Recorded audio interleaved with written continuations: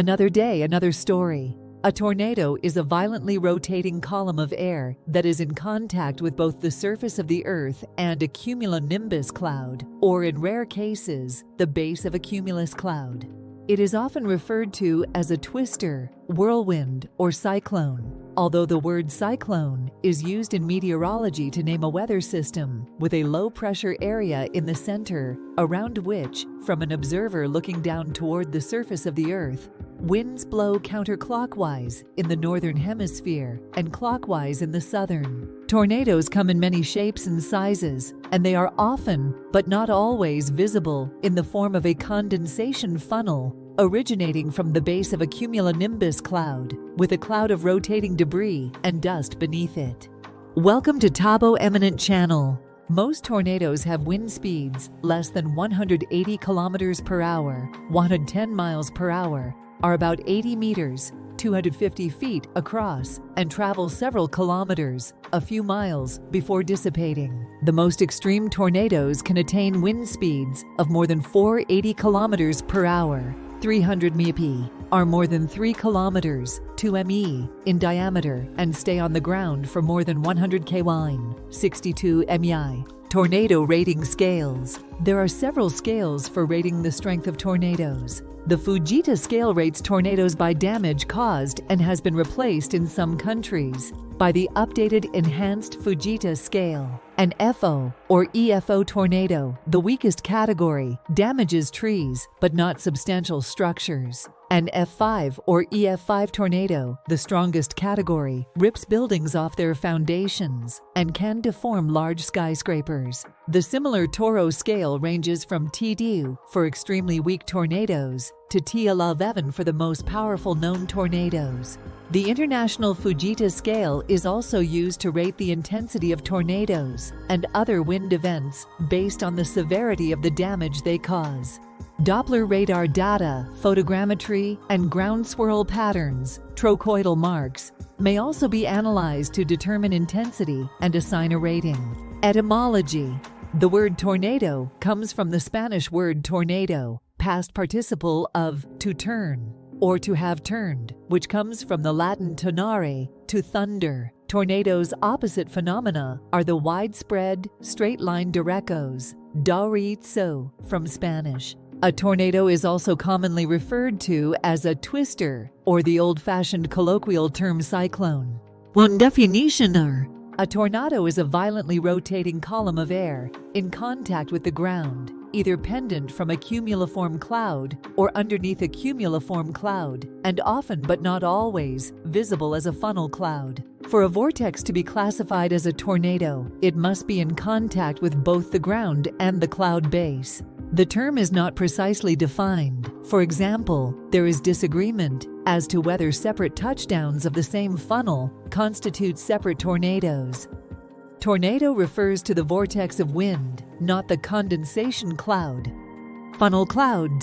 This tornado has no funnel cloud. However, the rotating dust cloud indicates that strong winds are occurring at the surface, and thus it is a true tornado. A tornado is not necessarily visible. However, the intense low pressure caused by the high wind speeds, as described by Bernoulli's principle, and rapid rotation, due to cyclostrophic balance, usually cause water vapor in the air to condense into cloud droplets due to adiabatic cooling. This results in the formation of a visible funnel cloud or condensation funnel. There is some disagreement over the definition of a funnel cloud and a condensation funnel. According to the Glossary of Meteorology, a funnel cloud is any rotating cloud pendant from a cumulus or cumulonimbus, and thus most tornadoes are included under this definition. Among many meteorologists, the funnel cloud term is strictly defined as a rotating cloud which is not associated with strong winds at the surface, and a condensation funnel is a broad term for any rotating cloud below a cumuliform cloud. Tornadoes often begin as funnel clouds, with no associated strong winds at the surface, and not all funnel clouds evolve into tornadoes. Most tornadoes produce strong winds at the surface, while the visible funnel is still above the ground, so it is difficult to discern the difference between a funnel cloud and a tornado from a distance. Outbreaks and families. Main articles: tornado family, tornado outbreak, and tornado outbreak sequence. Occasionally, a single storm will produce more than one tornado, either simultaneously or in succession. Multiple tornadoes produced by the same storm cell are referred to as a tornado family. Several tornadoes are sometimes spawned from the same large-scale storm system. If there is no break in activity, this is considered a tornado outbreak, although the term tornado outbreak has various definitions. A period of several successive days with tornado outbreaks in the same general area, spawned by multiple weather systems, is a tornado outbreak sequence, occasionally called an extended tornado outbreak.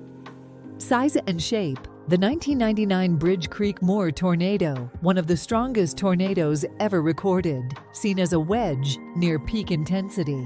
Most tornadoes take on the appearance of a narrow funnel, a few hundred meters, yards, across, with a small cloud of debris near the ground. Tornadoes may be obscured completely by rain or dust. These tornadoes are especially dangerous, as even experienced meteorologists might not see them. Small, relatively weak landspouts may be visible only as a small swirl of dust on the ground. Although the condensation funnel may not extend all the way to the ground, if associated surface winds are greater than 64.4 kph, 40 mph, the circulation is considered a tornado. A tornado with a nearly cylindrical profile and relatively low height is sometimes referred to as a stovepipe tornado. Large tornadoes, which appear at least as wide as their cloud-to-ground height, can look like large wedges stuck into the ground, and so are known as wedge tornadoes or wedges. Track length.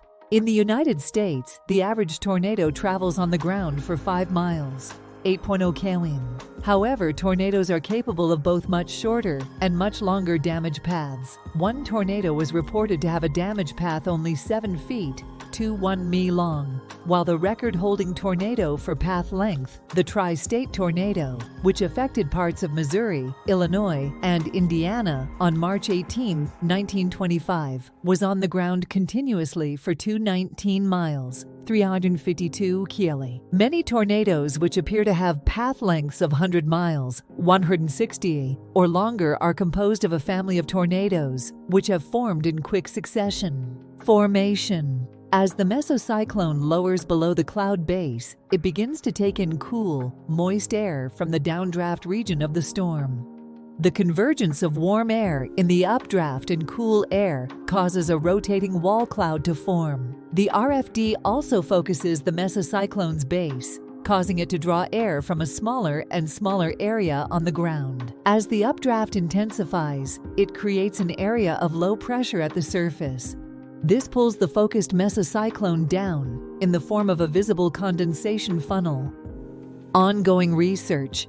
Meteorology is a relatively young science, and the study of tornadoes is newer still. Although researched for about 140 years and intensively for around 60 years, there are still aspects of tornadoes which remain a mystery. Meteorologists have a fairly good understanding of the development of thunderstorms and mesocyclones and the meteorological conditions conducive to their formation. However, the step from supercell or other respective formative processes to tornadogenesis and the prediction of tornadic versus non-tornadic mesocyclones is not yet well known and is the focus of much research.